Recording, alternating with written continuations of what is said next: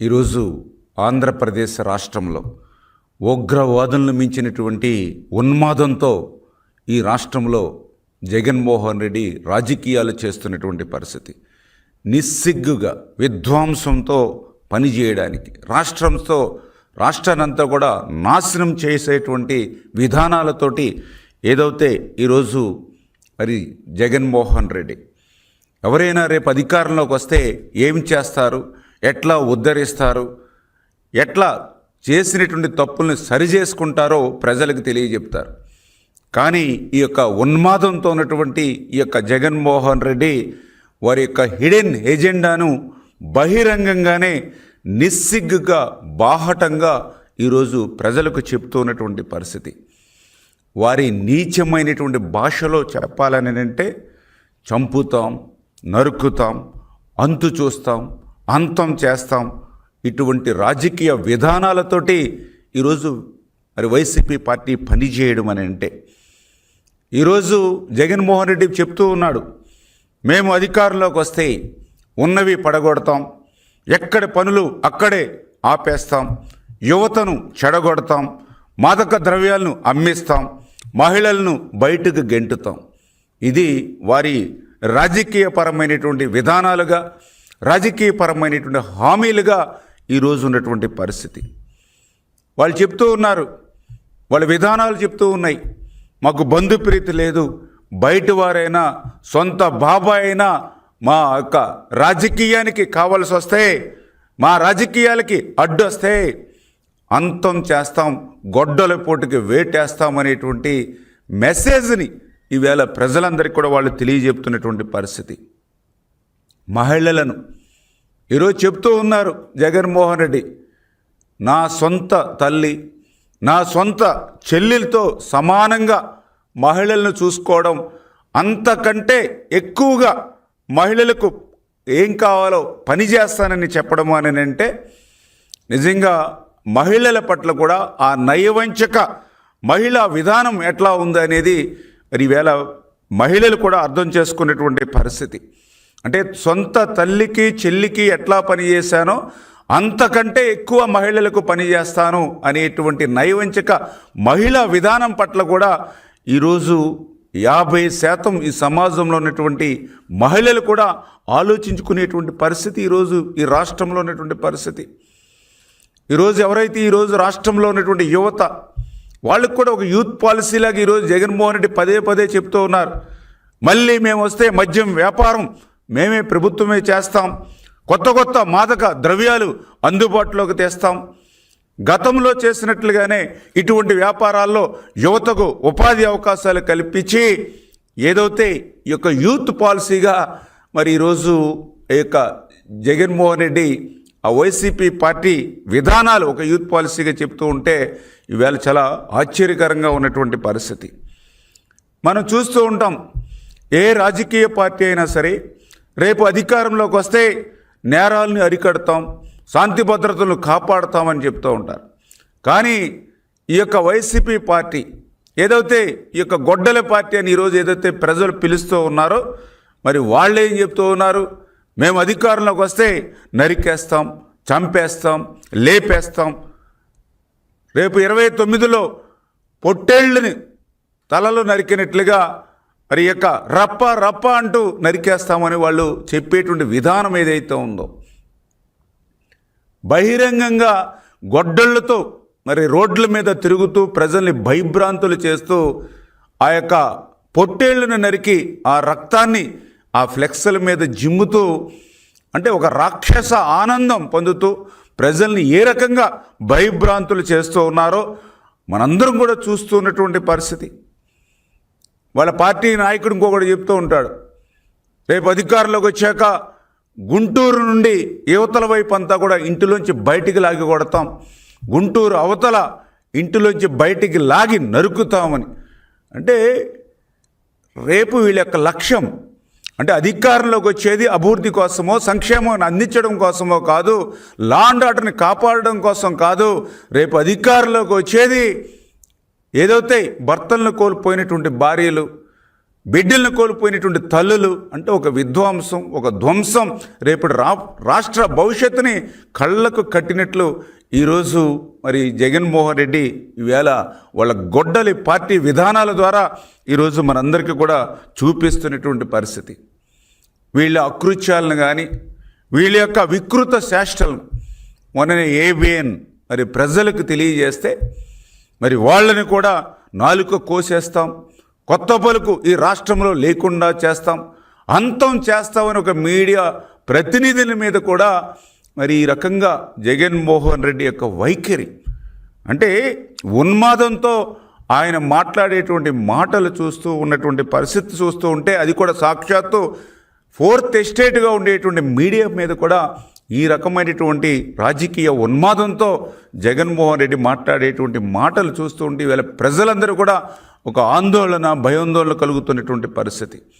అంటే ఈ రకంగా ఈ ఆంధ్రప్రదేశ్ రాష్ట్రంలో మనం చూస్తూ ఉంటే ఈ యొక్క 20 నెలల్లో ఈ యొక్క జగన్మోహన్ రెడ్డి వైఖరి మనం చూస్తూ ఉంటే ఆ రోజు 151 సీట్లు వచ్చినటువంటి పార్టీకి 11 సీట్లకే పరిమితం చేసి కనీసం ప్రతిపక్ష హోదా కూడా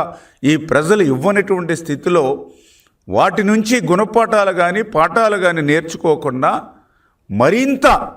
ఎందుకంటే ఆ రోజు మనం చూసాం తండ్రి అధికారాన్ని అడ్డం పెట్టుకుని ఒక ఆర్థిక ఉగ్రవాదిగా ఆ రోజు లక్షల కోట్ల రూపాయలు ఏ రకంగా అయితే ఆ రోజు ఆర్జించాడో మళ్ళీ ఈరోజు ఒక రాజకీయాల్లోకి వచ్చి మరి ఈవేళ ఒక ఉన్మాది మాదిరిగా ఈరోజు చూస్తూ ఉంటే వినాశనం, విధ్వంసం ఒక ఎజెండాగా ఈరోజు ఈ పార్టీ పెట్టుకునేటువంటి పరిస్థితుల్లో, గొడ్డలే ఒక జెండాగా పెట్టుకునేటువంటి పరిస్థితుల్లో, రక్త చరిత్రే ఒక రాజనీతిగా భావిస్తున్నటువంటి పరిస్థితుల్లో ఈరోజు ఈ వైఎస్ఆర్సీపీ పార్టీ అనేది గొడ్డలి పార్టీగా ఈరోజు పేరు మార్చుకున్నటువంటి పరిస్థితి ఈవేళ ప్రజలందరూ కూడా గమనిస్తూ ఉన్నారు. ఇటువంటి గొడ్డలి పార్టీ పట్ల ప్రజలందరూ కూడా అప్రమత్తంగా ఉండవలసినటువంటి అవసరం కూడా ఉంది అనే విషయాన్ని కూడా మరొక్కసారి మీ ద్వారా అందరికి కూడా తెలియజేసుకుంటూ, మరి ఈరోజు ప్రజలు కూడా ఆలోచన చేస్తూ ఉన్నారు. ఎందుకంటే జగన్మోహన్ రెడ్డి గారు లాంటి ఒక క్యారెక్టర్ లేనిటువంటి వ్యక్తి ఈ ఆంధ్రప్రదేశ్ రాష్ట్రానికి 5 సంవత్సరాలు ముఖ్యమంత్రిగా ఉన్నాడా? ఇటువంటి వ్యక్తి ఈ రాష్ట్రంలో ఒక రాజకీయ పార్టీని నడుపుతున్నాడా అనేటువంటి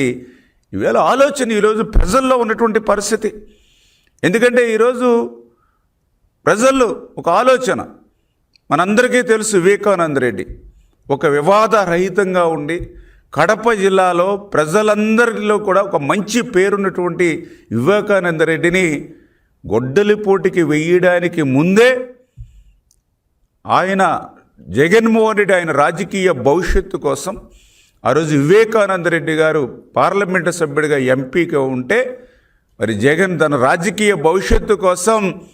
వివాదరహితుడిగా మంచి పేరు కడప జిల్లాలో ఉన్నటువంటి వివేకానంద రెడ్డి గారి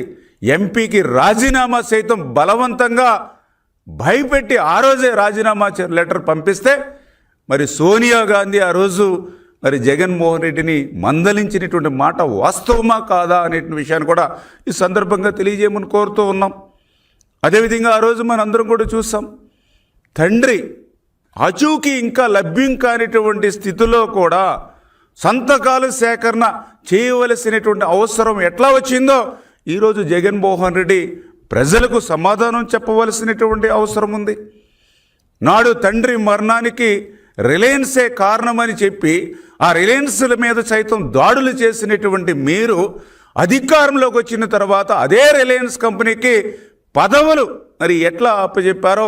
ఈరోజు జగన్మోహన్ రెడ్డి రాష్ట్ర ప్రజలకు సమాధానం చెప్పవలసినటువంటి అవసరం ఉంది. అంతకు మించి ఆ రోజు విజయమ్మ గారు స్వయంగా రోసయ్య గారితోటి ఆ రోజు క్లియర్గా, రోసయ్య గారు పెద్ద మనిషి, వివాదరహితుడు, ఆయనే చాలా క్లియర్గా చెప్పారు. రోసయ్య గారు ఎవరైతే ఈ యొక్క జగన్మోహన్ రెడ్డి ఈ యొక్క బెంగళూరు నుంచి ఈ రాష్ట్రానికి వచ్చి మరి ఇక్కడ చేసేటువంటి పనులతోటి స్వయంగా ఆయన తండ్రి రాజశేఖర్ రెడ్డి జగన్మోహన్ రెడ్డిని రావద్దు అని మాట్లాడుతూ ఉంటే మరి యొక్క పుత్రుడిగా అటు జగన్మోహన్ రెడ్డి నేను కట్టడి చేయలేకపోతున్నాను, మీరైనా చెప్పండి, ఆయనని బెంగళూరులోనే ఉండిపోమని అని సాక్షాత్తు ఆయన తల్లి విజయమ్మ గారు రోసయ్య గారికి చెప్పారని అంటే ఎటువంటి పోకడ జగన్మోహన్ రెడ్డి గారిలో ఉందో మనందరికీ కూడా అర్థమవుతున్నటువంటి పరిస్థితి. ఆ రోజు కూడా కిరణ్ కుమార్ రెడ్డి గారు కూడా చెప్పారు, పరిటాల రవి హత్య కేసు నుండి బయట పడేయడానికి 6 నెలలు సమయం పట్టిందని మనం కూడా చూస్తూ ఉన్నాం. ఆ రోజు పరిటాల రవి హత్యలో కానీ, మొన్న జరిగినటువంటి వివేకానంద రెడ్డి మరి గొడ్డలి పోటీకి సంబంధించినటువంటి హత్య విషయంలో కానీ సాక్షులు ఎవరైతే ఉన్నారో ఒక్కొక్కరు ఎందుకు మరి ఈ యొక్క మాయం అవుతూ ఉన్నారో దానికి కూడా సమాధానం చెప్పాల్సిన అవసరం ఉంది. ఎందుకంటే ఆ రోజు మనందరం కూడా చూసాం, పరిటాల హత్య కేసులో ఉన్నటువంటి ఎవరైతే సాక్షులు ఉన్నారో ఒక్కొక్కరిని కూడా మరి అంతం చేసినటువంటి పరిస్థితి. ఈరోజు కూడా వివేకానంద రెడ్డి హత్య కేసులో ఉన్నటువంటి సాక్షులు ఎవరైతే ఉన్నారో వాళ్ళని కూడా ఒక్కొక్కరిని ఈరోజు మరి అంతం చేయడానికి కారణాలేంటో ఈవేళ జగన్మోహన్ రెడ్డి కూడా ఈవేళ సమాధానం చెప్పవలసినటువంటి అవసరం ఉంది. అదేవిధంగా ఆ రోజు వివేకానంద రెడ్డి మరి మొదట ఇది గుండెపోటు అని చెప్పి ఎందుకు ఆయన గొడ్డలిపోటుని దాయవలసి వచ్చిందో ఈరోజు ప్రజలకు కూడా సాక్షాత్తు ఆయన సాక్షి పత్రికలో కానీ ఆయన సాక్షి ఛానల్లో కానీ ఆ రోజు ఇది గుండెపోటు అని చెప్పి గొడ్డలిపోటుని మరి ఎందుకు మార్చారో ఈవేళ జగన్మోహన్ రెడ్డి ప్రజలకు సమాధానం చెప్పవలసినటువంటి అవసరం ఉంది. స్వయంగా చిన్నాన హత్యకు గురవుతే గంటన్నరలో ఆ ప్రదేశానికి రావాల్సినటువంటి సమయం ఉన్నటువంటి పరిస్థితుల్లో కూడా మరి 12-14 గంటల సమయం తీసుకుని అక్కడున్నటువంటి సాక్ష్యాలన్నీ కూడా చెరిపేసేటువంటి విధంగా. ఎందుకంటే ఆ రోజు మనం చూసాం, గొడ్డలి పోటీకి గురై హత్యకు గురవుతే అక్కడ రక్తపు మరకలు చెరపడం దగ్గర నుంచి అక్కడ ఎవరైతే చనిపోయినటువంటి వ్యక్తికి డ్రెస్సింగ్ చేసి మళ్ళీ కుట్లేసినటువంటి పరిస్థితి ప్రపంచ చరిత్రలో ఎక్కడ కూడా చనిపోయినటువంటి వ్యక్తికి మళ్ళీ డ్రెస్సింగ్ చేసి కుట్లేసి అంటే ఈ రకంగా ఇది హత్య కాదు అనేటువంటి విధంగా మరి ఈ యొక్క సాక్ష్యాలను కూడా చెరిపేసేటువంటి విధంగా మరి ఏదైతే జగన్మోహన్ రెడ్డి ఆ రోజు వ్యవహరించాడో ఈరోజు ప్రజలకు కూడా సమాధానం చెప్పవలసినటువంటి అవసరం కూడా ఉంది అనేటువంటి విషయాన్ని కూడా ఈ సందర్భంగా తెలియజేసుకుంటూ, అదేవిధంగా ఈరోజు ఈ యొక్క సాక్షి మరి ఈవేళ వాళ్ళ మీడియాలో కూడా మేము చూడడం జరిగింది ఏదైతే రంగా గారి మరణం గురించి. ఈవేళ రంగా గారి పేరు కానీ ఆయన గురించి కానీ మాట్లాడేటువంటి అర్హత ఈ జగన్మోహన్ రెడ్డి కానీ వీళ్ళ పార్టీకి కానీ ఎక్కడ ఉందని అడుగుతూ ఉన్నాం. ఎందుకంటే ఆ రోజు రంగా గారిని హత్య చేసినటువంటి కుటుంబం ఈరోజు ఎవరి దగ్గర ఉంది? ఈరోజు జగన్మోహన్ రెడ్డి సమాధానం చెప్పవలసిన అవసరం ఉంది. ఆ రోజు రంగా గారి హత్యలో ప్రధాన నిందితుడైనటువంటి కుమారుడు ఈరోజు ఎవరి దగ్గర ఉన్నాడు, ఏ పార్టీలో ఉన్నాడు, ఎక్కడున్నాడో ఈవేళ జగన్మోహన్ రెడ్డి సమాధానం చెప్పవలసినటువంటి అవసరం ఉంది. ఆ రోజు రంగా గారి హత్యలో ప్రధాన నిందితుడైనటువంటి కుటుంబానికి ఆ రోజు హైదరాబాదులో అత్యంత విలువైనటువంటి 1000 కోట్ల రూపాయల విలువైనటువంటి భూమిని గిఫ్ట్గా ఎందుకు ఇచ్చారో ఈవేళ సమాధానం జగన్మోహన్ రెడ్డి చెప్పవలసినటువంటి అవసరం ఉంది. ఆ రోజు రంగా గారి పట్ల అత్యంత అభ్యంతకరంగా రంగా గారు ఒక రౌడీ అని అభ్యంతకరమైనటువంటి వ్యాఖ్యలు చేసి కాపుల ఆగ్రహానికి గురైనటువంటి గౌతమ్ రెడ్డికి నువ్వు ఏదైతే ఫైబర్ గ్రిడ్ చైర్మన్ పదవి ఇచ్చి ఎందుకు సత్కరించావో ఈవేళ జగన్మోహన్ రెడ్డి సమాధానం చెప్పవలసిన అవసరం ఉంది. ఆ యొక్క అభ్యంతరకరమైనటువంటి వ్యాఖ్యలు రంగా గారి పట్ల చేసినటువంటి ఆ గౌతమ్ రెడ్డిని ఈరోజు నువ్వు ఎందుకు హక్కును చేర్చుకున్నావో మరి ఈరోజు జగన్మోహన్ రెడ్డి సమాధానం చెప్పవలసినటువంటి అవసరం ఉంది. అంతకు మించి రంగా గారి కుటుంబం ఈరోజు ఏ రాజకీయ పార్టీ పట్ల బాసటగా ఉంది, ఏ రాజకీయ పార్టీ పక్షాన ఉందో ఈరోజు సమాధానం చెప్పవలసినటువంటి అవసరం ఉంది. అంటే ఈ రకంగా మరి ఆ రోజు మరి కాపు బిడ్డ రంగా గారి యొక్క హత్యలకు పాల్పడినటువంటి నిందితుల కుటుంబానికి నజారాన ఇచ్చినటువంటి మీరు